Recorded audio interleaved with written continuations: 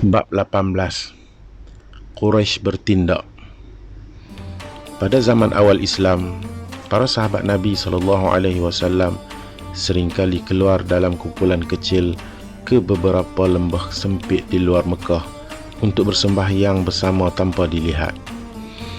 Tetapi suatu hari sebilangan penyembah berhala mendatangi mereka semasa mereka sedang bersembahyang dan secara biadab mengganggu mereka dengan ejekan. Akhirnya berlaku pergaduhan dan Sa'ad daripada Bani Zuhrah memukul salah seorang kafir dengan tulang rahang unta dan mencederakannya. Akhirnya berlaku pergaduhan dan Sa'ad daripada Bani Zuhrah memukul salah seorang kafir dengan tulang rahang unta dan mencederakannya. Ini adalah pertumpahan darah yang pertama dalam Islam. Namun setelah itu mereka memutuskan untuk menahan diri daripada menggunakan kekerasan sehingga Allah Subhanahu wa taala memutuskan sebaliknya. Kerana wahyu terus menyeru Rasulullah sallallahu alaihi wasallam agar bersabar. Berarti mereka juga harus bersabar. Dan bersabarlah terhadap apa yang dikatakan oleh mereka dan hindari mereka dengan cara yang baik. Dan juga berlunaklah dengan orang-orang kafir itu, berikan mereka sedikit masa. Kejadian kekerasan tersebut adalah sesuatu yang bukan lumrah di kedua-dua pihak. Justru Quraisy secara umum cenderung bertolak ansur dengan agama baru hatta setelah Nabi SAW mengisytiharkannya secara terbuka. Keadaan berubah apabila mereka mendapati agama baru berkenaan menyerang dewa-dewi mereka, prinsip mereka dan amalan mereka yang telah berakar umbi. Sebaik menyedari hal ini, beberapa pemimpin terkemuka mereka pergi menemui Abu Talib untuk mendesaknya menghentikan kegiatan agama. Sebaik menyedari hal ini, beberapa pemimpin terkemuka mereka pergi menemui Abu Talib untuk mendesaknya menghentikan kegiatan anak saudaranya itu. Dia memujuk mereka untuk bertenang, tetapi apabila mereka melihatnya tidak mengambil sebarang tindakan, mereka mendatanginya semula dan berkata, "Wahai Abu Talib, engkau memiliki kedudukan yang tinggi dan terhormat di kalangan kita, dan kami telah meminta engkau mengawal anak saudaramu itu, tetapi engkau tidak melakukannya. Demi Tuhan, kami tidak akan membiarkan nenek moyang kita dihina, cara hidup kita dicemuh, dan Tuhan kita dicerca. Sama ada engkau mencegahnya atau kami akan melawan kalian berdua." Kemudian mereka meninggalkannya. Dalam keadaan sangat sedih, Abu Talib memanggil anak saudaranya, menyampaikan kepada baginda ancaman mereka dan berkata, "Wahai anak saudaraku, kasihanilah daku dan dirimu sendiri. Janganlah letakkan beban yang lebih besar daripada yang mampu aku tanggung."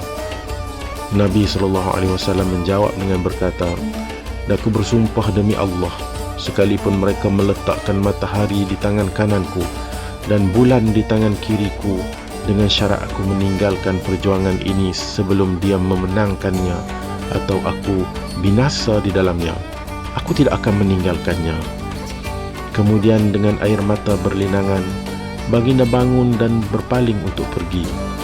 Tetapi bapa saudaranya memanggilnya semula dan berkata, "Anak saudaraku, pergilah dan sampaikan apa yang kamu mahu. Kerana demi Allah, aku sama sekali tidak akan meninggalkanmu atas apa jua sebab." Apabila Quraisy mendapati kata-kata mereka kepada Abu Talib tidak memberi sebarang kesan, mereka masih teragak-agak untuk menyerang anak saudaranya secara langsung. Kerana sebagai ketua kabilah, Abu Talib mempunyai kuasa untuk memberikan perlindungan, dan sesuatu yang penting bagi setiap ketua suku kaum di Mekah untuk memastikan hak seseorang ketua itu dihormati. Maka buat masa ini mereka hanya bertindak dengan cara merencanakan penindasan terhadap para penganut agama baru yang tidak mempunyai pelindung. Sementara itu, mereka berbincang untuk membentuk satu dasar bersama mengenai punca masalah mereka. Keadaan semakin buruk. Musim ziarah suci akan tiba tidak lama lagi dan orang-orang Arab dari seluruh semenanjung Arab akan datang ke Mekah. Quraisy terkenal sebagai tuan rumah yang baik, bukan saja kerana mereka menyediakan makanan dan minuman buat jemaah, tetapi juga kerana mereka membuatkan setiap orang berasa dirinya dan malah dewa-dewinya juga dialu-alukan. Tetapi tahun ini, para peziarah akan mendengar penghinaan ke atas dewa-dewi mereka daripada Muhammad dan para pengikutnya, dan mereka akan digesa untuk meninggalkan agama nenek moyang mereka untuk menganut sebuah agama baru yang tampak memiliki beberapa kekurangan. Tentunya ramai di kalangan mereka tidak akan mahu mengunjungi Mekah lagi, dan hal ini bukan hanya akan memberikan kesan buruk kepada perdagangan, tetapi juga akan menjejaskan kemuliaan yang dimiliki oleh para penjaga Kaabah. Paling buruk, bangsa Arab mungkin akan berpakat untuk mengusir mereka keluar dari Mekah dan akan mengangkat kabilah lain untuk menggantikan mereka, sama seperti yang pernah mereka lakukan terhadap Khuza'ah sebelum ini, dan seperti yang telah Khuza'ah lakukan terhadap Jurhum. Oleh itu sangat penting untuk memahamkan orang Arab yang berkunjung nanti bahawa Muhammad sama sekali tidak mewakili Quraisy. Bagaimanapun, meskipun mudah untuk menafikan kenabiannya, tetapi hal itu akan dianggap sebagai hanya pendapat mereka, dan ia secara tidak langsung akan mendorong orang lain untuk mendengar dakwaan Muhammad dan membuat penilaian sendiri. Maka satu alasan lain perlu ditambah, tetapi di sinilah terletaknya kelemahan mereka, kerana sebahagian mereka menuduhnya sebagai seorang tukang tilik, sebahagian lagi menuduhnya sebagai orang yang kerasukan, sebahagian lain pula menganggapnya cuma penyair, dan sebahagian lain lagi menganggapnya sebagai seorang ahli sihir. Mereka meminta pendapat Walid bin Mughirah, yang barangkali merupakan tokoh Quraisy paling berpengaruh pada masa itu, tentang mana satukah daripada pelbagai tuduhan ini yang paling mampu untuk meyakinkan orang lain. Namun Walid menyangkal kesemuanya. Namun selepas berfikir semula, dia memutuskan bahawa walaupun lelaki yang dimaksudkan itu secara pastinya bukan ahli sihir, setidaknya dia mempunyai satu persamaan dengan ahli sihir. Dia mempunyai pengaruh yang mampu memisahkan seorang lelaki daripada ayahnya, atau daripada saudaranya, atau daripada isterinya, atau daripada keluarganya secara umum. Oleh itu dia menasihati mereka agar sebulat suara menggunakan tuduhan Muhammad adalah ahli sihir yang berbahaya dan perlu dijauhi dengan apa cara sekalipun. Memandangkan mereka telah sepakat sebelum itu lagi untuk mendengar nasihatnya, maka mereka memutuskan semua jalan di luar kota yang menuju ke Mekah perlu dikawal, dan para peziarah yang hendak memasuki kota itu perlu diingatkan agar berwaspada dengan Muhammad. Justru pengalaman mengajar mereka betapa kuat pengaruhnya. Bukankah dulu sebelum mula berdakwah kepada agama baru, Muhammad adalah orang yang paling disayangi di Mekah. Lidahnya kini masih petah seperti dulu, dan penampilannya masih tidak kurang memukau. Mereka melaksanakan rancangan mereka dengan bersungguh-sungguh dan teliti. Bagaimanapun, mereka ditakdirkan untuk gagal sejak awal lagi, sekurang-kurangnya dalam satu kes. Seorang lelaki dari Bani Ghifar bernama Abu Dhar. Suku kaumnya tinggal di barat laut Mekah, tidak jauh dari Laut Merah. Sudah pernah mendengar tentang Nabi dan penentangan terhadapnya. Seperti sebahagian besar kaumnya, Abu Dhar adalah seorang penjarah laluan perdagangan. Tetapi berbeza dengan mereka, dia amat yakin tentang keesaan Tuhan dan enggan memberi sebarang penghormatan kepada berhala. Saudaranya, Unais, telah pergi ke Mekah atas beberapa urusan, dan setelah pulang, dia menceritakan kepada Abu Dhar bahawa di sana ada seorang lelaki Quraisy yang mendakwa dirinya sebagai Nabi dan yang mengatakan tiada Tuhan selain Allah. Dan akibatnya, kaumnya telah menyisihkannya. Abu Dhar segera berangkat ke Mekah dengan keyakinan bahawa di sana terdapat seorang Nabi sejati. Dan sebaik dia tiba, orang Quraisy yang berkawal di laluan masuk ke Mekah telah memberitahunya semua perkara yang ingin diketahuinya sebelum dia sempat bertanya. tanpa kesukaran, dia menemui jalan ke rumah Nabi SAW. Baginda sedang berbaring di baku panjang di halaman rumahnya dengan wajahnya ditutupi selubung. Abu Dzar membangunkannya dan mengucapkan, "Selamat pagi." "Sejahtera ke atasmu," sahut baginda. "Lantunkan kepadaku baik-baikmu," kata sang Badawi. "Daku bukan seorang penyair," sabda Nabi SAW. "Tetapi yang daku ucapkan adalah Al-Quran, dan bukan daku yang berkata-kata, tetapi Allah." "Bacakan untukku," kata Abu Dzar. Lalu baginda pun membacakan kepadanya sebuah surah. Abu Dzar lantas berkata, "Aku bersaksi tiada Tuhan melainkan Allah, dan Muhammad adalah utusan Allah." "Siapa kaummu?" soal Nabi. Dan ketika lelaki itu menjawab, baginda memandangnya dari atas ke bawah dengan penuh kagum dan berkata, "Sesungguhnya Allah memberi petunjuk kepada sesiapa yang dikehendakinya." Telah diketahui umum bahawa anggota Bani Ghifar kebanyakannya adalah penjara.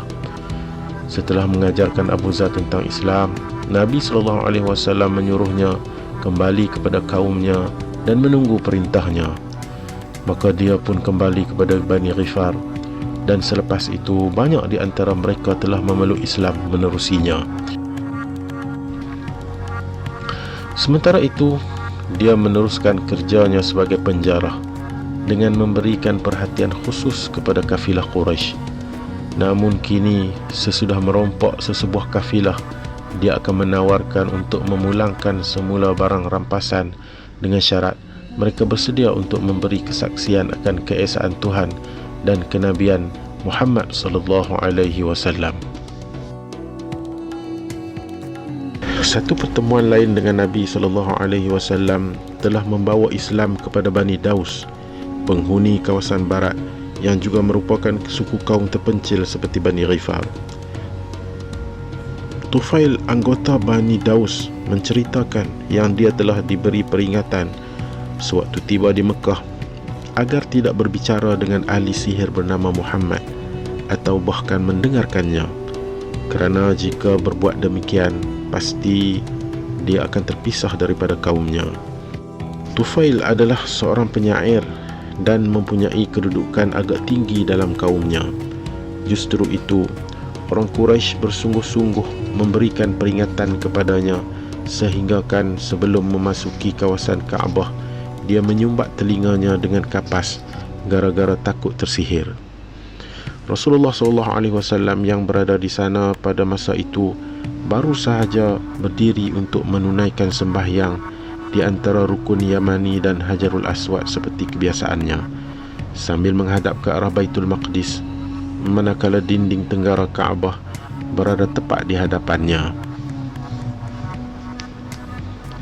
Baginda membaca ayat Quran secara tidak begitu lantang, namun sebahagiannya telah menembusi telinga Tufail.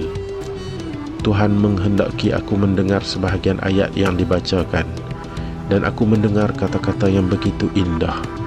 Maka aku berkata kepada diriku sendiri, aku seorang yang berpandangan jauh, seorang penyair, dan bukan seorang yang tidak tahu membezakan di antara yang baik dan yang buruk. Maka mengapa aku tidak patut mendengar apa yang dikatakan orang ini? Jika ia baik, aku akan menerimanya, dan jika tidak, aku akan menolaknya."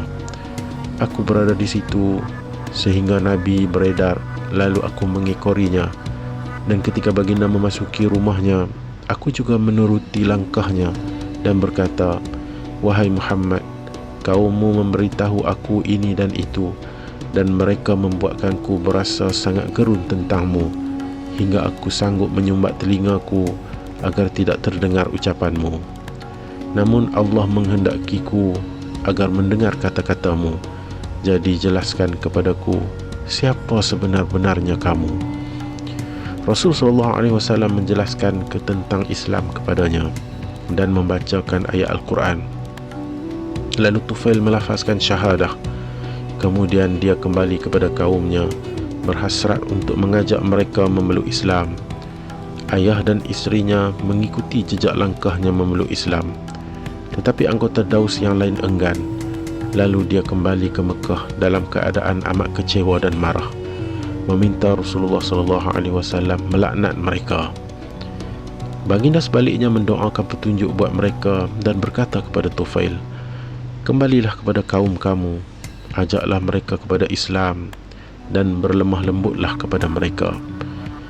Dia mengikuti arahan ini dengan penuh taat, dan tahun demi tahun semakin banyak anggota Bani Daus memeluk Islam.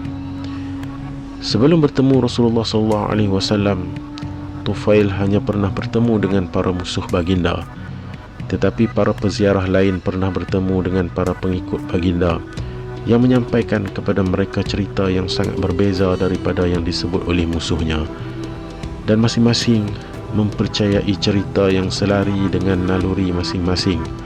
Walhasil, agama baru itu menjadi buah mulut, sama ada baik atau buruk, di seluruh tanah Arab. Namun ia paling menjadi bahan perbualan di Wadi Yathrib berbanding di tempat lain.